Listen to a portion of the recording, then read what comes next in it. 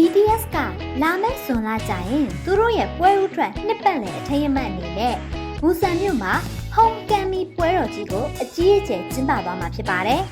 ။ဒီပွဲတော်အတွက်ဖျော်ဖြေပွဲတွေပြင်ဆင်နေတဲ့အပြင် BTS The City Ariran Busan လို့ခေါ်တဲ့မြို့အနှံ့စီမံကိန်းတစ်ခုကိုလည်းလှုပ်ဆောင်သွားမှာဖြစ်လို့ဘူဆန်မြို့ရဲ့နေရာအနှံ့ပြားမှာ BTS ရုပ်ပုံတွေနဲ့ပွဲလမ်းသဘင်တွေပရိသတ်တွေနဲ့လာရောက်လည်ပတ်သူတွေအတွက်စိတ်ဝင်စားစရာနေရာတွေကိုဖန်တီးပေးသွားမှာပါ။ဒါဟာ BTS အနေနဲ့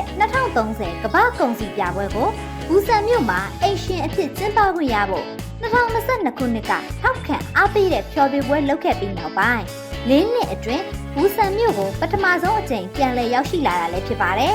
။ဒီပွဲတော်ကိုဘူဆန်မြို့တော်အစိုးရရဲ့ပံ့ပိုးကူညီမှုနဲ့ကျင်းပတာဖြစ်ပြီးမြို့ရဲ့နာမည်ကြီးနေရာတွေမှာအကြီးအကျယ်ဆင်နွှဲသွားဖို့ရှိပါတယ်။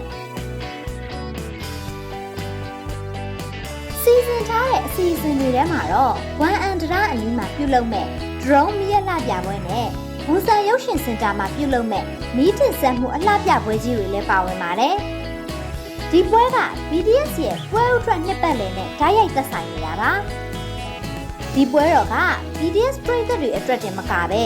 ဘူဆန်မြို့အတွက်ပါတကယ်ကိုကောင်းမွန်တဲ့ပွဲတစ်ခုဖြစ်လာနိုင်တယ်လို့ထင်ပါတယ်။မြို့ရဲကိုကမ္ဘာလက်ခီးသွားတွေပို့ပြီးဝင်ရောက်လာစေမဲ့အခွင့်အရေးလို့မြင်မိပါတယ်။